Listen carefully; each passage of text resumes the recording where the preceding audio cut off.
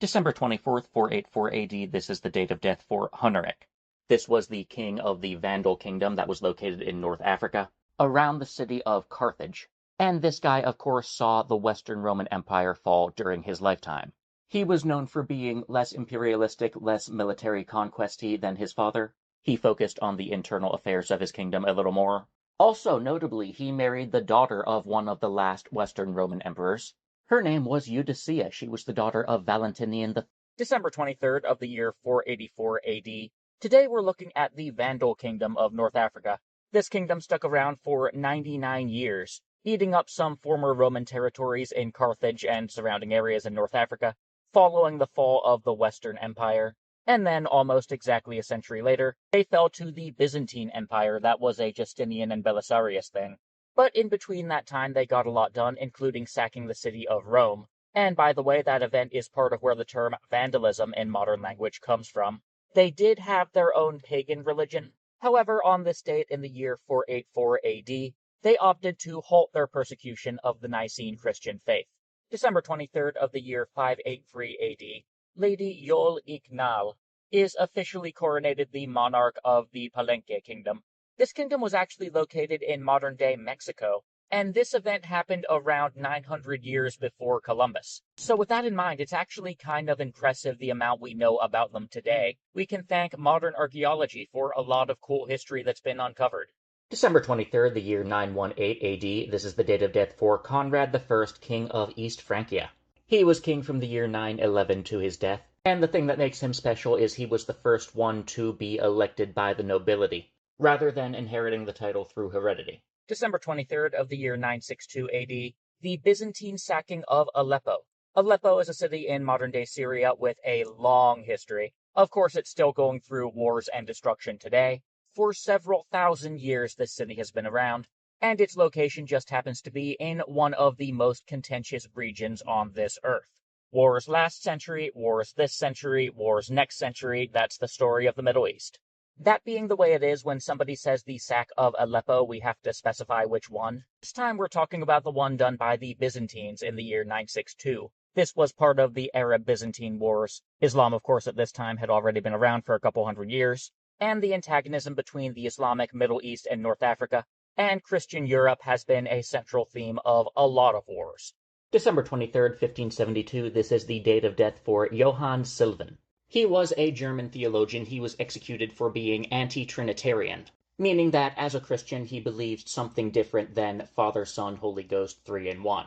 And this is honestly a sign of the times. When the Protestant Reformation is taught in schools, we learn about Martin Luther, 95 Thesis, maybe Calvinism, and then just brush over so much. But really, once the authority of the Catholic Church started to be questioned, it turned into a whole free-for-all. So many religious groups and religious beliefs that had been suppressed for so long, all of a sudden just started springing up everywhere. Everyone was making false accusations against one another, accusations about what they actually believed. There was chaos, there was war, there were false teachers, all that fun stuff. The entire 16th century was defined by so many of these questions. December 23rd, 1598, the Battle of Curalaba, or as it's sometimes called by the Spanish, the disaster at Curalaba. This battle was a major turning point in the Spanish colonization of South America. It was a major defeat for the Spanish by the natives, who of course did not want to be colonized, and in fact the Spanish colonial governor of Chile died in this battle. That was Martín García Óñez de Loyola. December 23rd, 1652, this was the date of death for John Cotton. He was a Puritan minister. He preached in both England and in America, and he became the preeminent minister of the Massachusetts Bay Colony.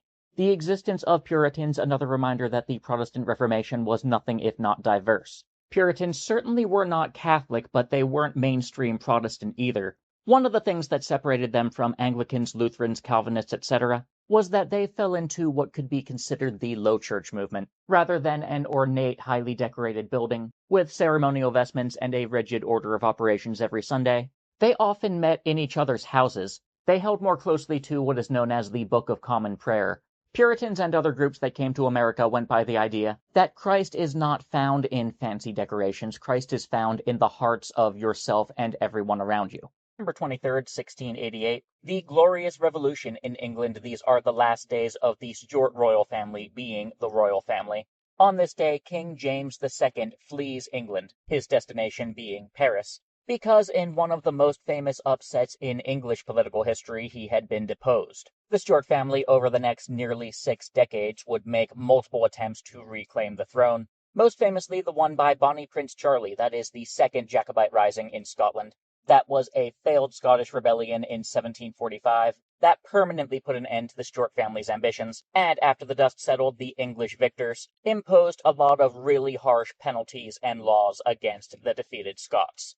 December 23rd, 1783, this is a short couple months after the end of the American Revolution, George Washington, famous general, resigns from the Continental Army that had just succeeded in the war. This would be the end of Washington's long military career, but not the end of his political career. 4 years after this, we would have the Constitutional Convention, because the initial form of government that the American colonies adopted had a lot of inherent problems, and the longer it dragged on, the longer they tried to make it work, the more clear it became that they needed something else. So that Constitutional Convention drafted the 1787 Constitution, that is the one that we still use today in the United States, and Washington would be the only person ever unanimously elected president. And perhaps one of the most respectable things about the man is his ability to resign. He wanted to avoid the new nation becoming a cult of personality that would collapse as soon as he died. So rather than seeking a third or a fourth term and eventually dying in office, he willingly handed the reins over to somebody else. December 23rd, 1793, the Battle of Savigny. This was one of the many conflicts as part of the French Revolution, and during this battle, the small r Republican forces vastly outnumbered and defeated their royalist opponents. Not just defeated, but complete, overwhelming victory. Several thousand dead on the royalist side, compared to only a few hundred dead on the Republican side. And not just combatants either, but after the action. The Republicans got a little carried away, and quite a lot of non-combatants were killed as well. December 23rd, 1795, this is the date of death for Sir Henry Clinton. He was a British general during the American Revolution. In fact, he was commander-in-chief of the British forces on the continent throughout most of that war.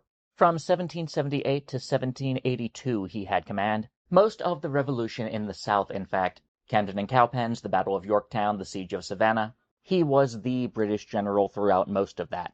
Apart from the revolution, he was also a British officer for many other conflicts. And hand in hand with his military career came a political career. He spent multiple decades as a member of the House of Commons. Titles do seem to breed titles, don't they? December 23rd, 1815. This is the date of publication for the novel Emma by Jane Austen. England had a lot of strong female writers during this time. Jane Austen was one of them, and a little while later came the Bronte sisters. A lot of timeless classic novels came from just those writers alone. December 23rd, 1823. 'Twas the night before Christmas, and all through the house not a creature was stirring, not even a mouse. These famous lines from this famous poem first made it into print on this date, and the publishing newspaper was the Troy Sentinel in New York. Original title was Account of a Visit from St. Nicholas. December 23rd, 1876. This is the beginning of the Constantinople Conference of 1876 and 77. Now, if you can believe it, the Balkans in the 19th century had some political volatility. Yeah, I know, crazy, right?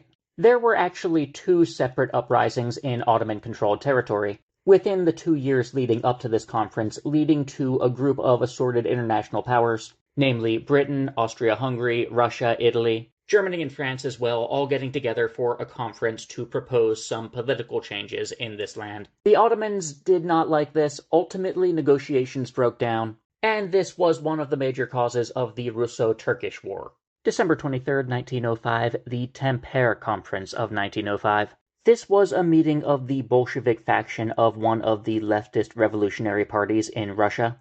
This party was part of a larger movement in Russia at the time that stood for peasant rights, workers' liberation, and collectivization. And these parties, a little over a decade down the line, would cause the overthrow of the monarchy. The Bolsheviks in particular would launch a second coup after that, moving Russia from a coalition government into a Soviet government. This conference, this meeting of the Bolshevik faction of that party is important because this is where someone called Vladimir Lenin and someone called Joseph Stalin would first meet each other. December 23rd, 1913, the Federal Reserve Act is signed into law. This was a President Woodrow Wilson thing, love it or hate it, well, a lot of people hate it. This is the reason why we have the Federal Reserve banking system in the United States. December 23rd, 1914. The Battle of Sarikamish between the Ottomans and the Russians. This was one of the battles on the Eastern Front, and one of the last military campaigns of the Imperial Russian government before their revolution. On this day, as part of the battle, two groups of Ottoman soldiers mistook each other for Russians, and they began a friendly fire incident that resulted in around 2,000 dead. This was day 2 of a battle that would last nearly a month and would ultimately be a Russian victory. December 23rd, 1914, World War I. This is the day that Australia and New Zealand troops arrived in Cairo, Egypt. At the time, of course, these were Commonwealth states. These troops operated under the British government. And many of these very same troops would participate in the Gallipoli campaign. That was the attempted Allied invasion of Turkey. That particular campaign was infamous for being a very bloody part of a very long and bloody war. There's a reason at the time they called it the Great War and the war to end all wars. History really has been unfair to World War I, and a lot of the stories from it have been overshadowed by the Second World War. December 23rd, 1916, the Battle of Magdaba. During World War I, this took place in the Sinai Peninsula in Egypt. Ottoman troops were attempting to invade the territory, and the British, who controlled Egypt at the time, did not like this. So the Australia and New Zealand troops who were already in the area mounted an attack against the Ottomans who were entrenched at that location, and successfully drove them out. December 23rd, 1919, the Sex Disqualification Act of the UK. This was the law that allowed women to sit on juries and do some other things. This came 6 months after the United States got women's suffrage, and a year after the UK got it, kinda. Our friends across the pond did women's suffrage in a kinda wonky way. First, in 1918, they decided that women over the age of 30 could vote. And then a decade after that, in 1928, they passed a separate law for the rest of them. December 23rd, 1941, the Battle of Wake Island comes to a close. It would actually be easier to name off the places in the Pacific that the Japanese did not attack immediately after Pearl Harbor. They knew, if we're gonna drag the Americans into this, we have to launch surprise attacks everywhere all at once to gain the upper hand early on. And that's what they did, with Wake being the location of an American military base. Unlike with Pearl Harbor, the Japanese actually did succeed here. It took 15 days of hard fighting, but they did overrun the American position and occupy the island. December 23rd, 1948. While Europe had the Nuremberg trials going on in 1945, Asia had the International Military Tribunal for the Far East. This tribunal likewise held some war crime trials, starting shortly after World War II, and it wrapped up in 1948. Well, on this date in December in 1948, 3 of the various Japanese officials put on trial in this tribunal were given the death penalty. They were executed on this day. December 23rd, 1948, this is the date of death for Akira Muto. He was, of course, a Japanese general in World War II, executed as a part of that war crimes trial by hanging. He died at the age of 56. He was involved in the invasion of China, and he was also in upper command at the time that the Japanese were planning Pearl Harbor, remained a general to the end of the Pacific War, was involved in the Philippines and other places. His specific charge in the war crimes trial was atrocities against civilians and prisoners of war. December 23rd, 1948, this is the date of death for Haitaro Kimura. He was another Japanese general in World War II, likewise executed for war crimes. He did a lot during the war, serving in China, Burma, and elsewhere in the Pacific. He died at the age of 60. December 23rd, 1948, this is the date of death for Hideki Tojo. He was Prime Minister of Japan between 1941 and 44, so a good portion of the war with the United States. He was, of course, convicted of war crimes under that military tribunal for the Far East. He was executed at the age of 63.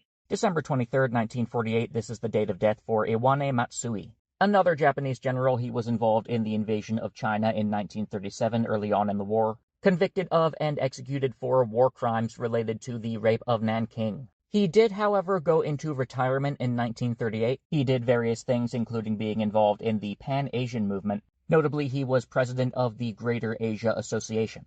He was 70 at the time of his December 23rd, 1948, this is the date of death for Kenji Duihara. This is one of the Japanese officials who was executed as part of that war crimes trial. He was a general and an intelligence officer.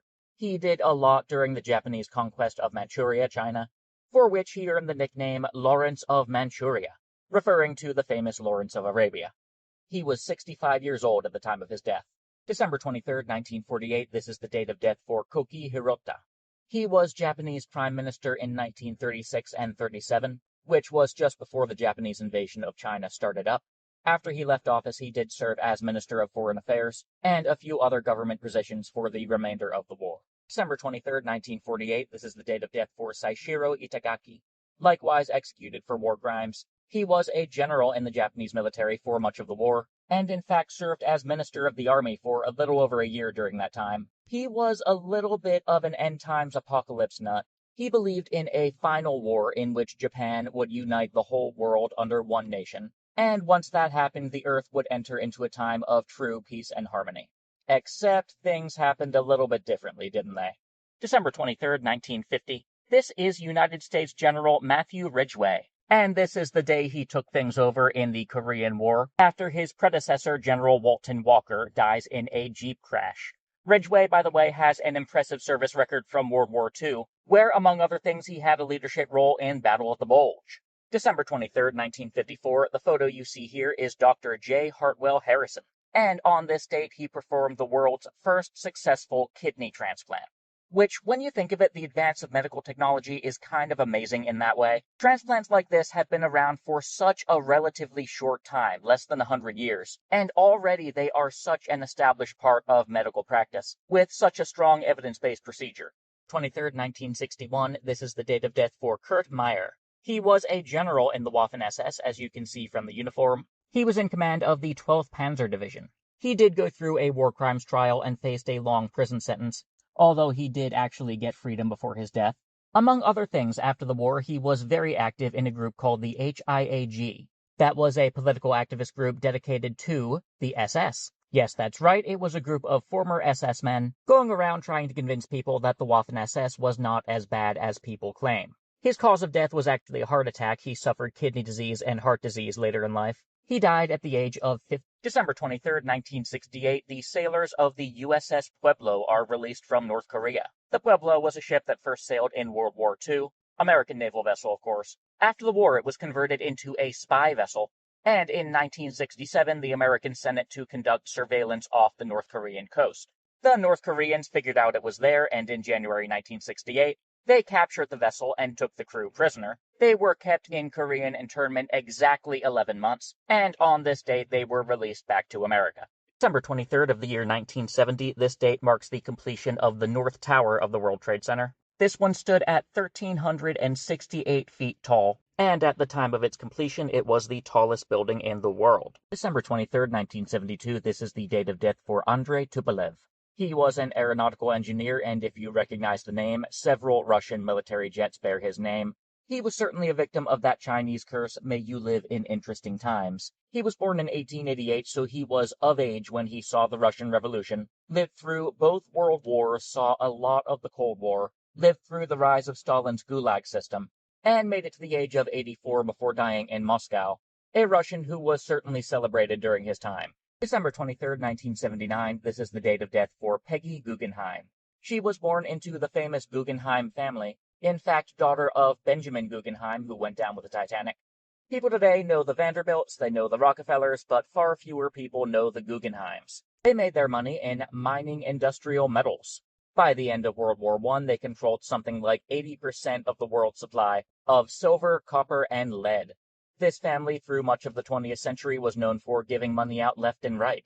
And Peggy in particular was very fond of artwork, opening her very own art collections. Most famous of these was in Venice, and although she was born in New York, much of the family was from New York. Peggy spent a lot of time in Italy. In fact, that is where she died at the age of 81.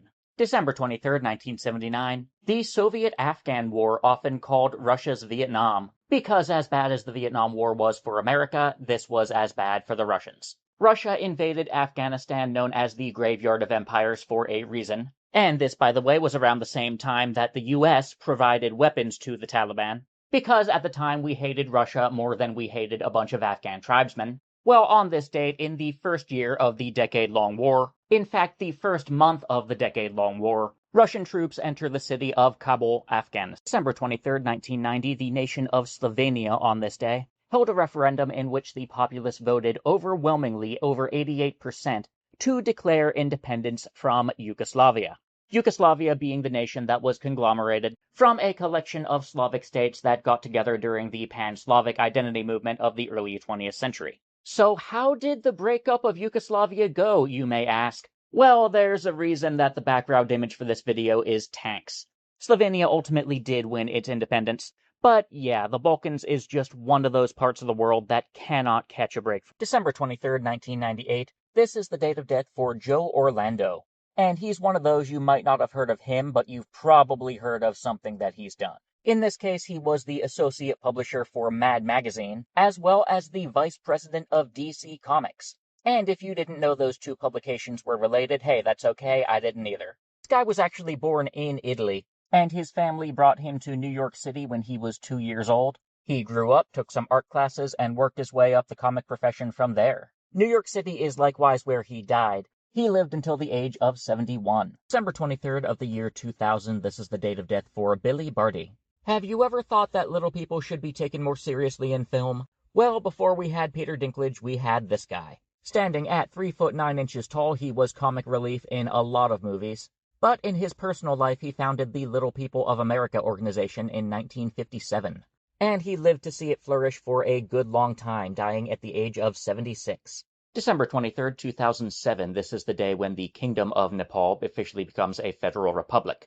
Nepal, if you don't know, is just north of India in the Himalaya mountain range. This is the location of Mount Everest, the place where all the mountain climbers go. It is the current home of the Dalai Lama, considering the Chinese communists took over Tibet in the 1950s. The government system, though, is less stable than its tourist cred would have you believe. Because if you remember back in 2025, they had what was called at the time the Zoomer Revolution, where a bunch of young people in Nepal rioted, took over all the government buildings, and chased out the sitting government officials at the time. A big part of that sentiment was driven by wealth inequality. They had what was called the Nepo kids, those government officials, and they were flaunting their rich kid status a little too much and posting on Instagram all about it. The working class did not like this, and the rest is history. December 23rd, 2009, this is the date of death for, well, I lament that I don't think it's actually possible for me to pronounce this name. Nagapoy Jikme, that's my attempt. But anyway, the important thing is Free Tibet. This guy was a government official and military commander-in-chief of the Tibetan army before the Chinese takeover. Of course, when the Chinese communists invaded and took over the nation in the 1950s, a lot of government officials, including the 13th Dalai Lama, fled the country, went into exile in Nepal. This guy did not. He not only stayed in Tibet, but became a government official in the Chinese-controlled Tibetan government, and he was forced to watch as China built superhighways into the region, overran the local population with the Han ethnic group, and gradually destroyed everything about the Tibet that once was. This is probably one of those times where having a very long life is not a happy thing, because he died in Beijing at the age of 99. December 23rd, 2009, this is the date of death for Robert L. Howard. He was an extremely decorated U.S. Special Forces soldier, received the Medal of Honor, 8 Purple Hearts, 4 Bronze Stars, and a Silver Star during his time in Vietnam, died at the age of 70 in Waco, Texas. December 23rd, 2013, this is the date of death for Mikhail Kalashnikov.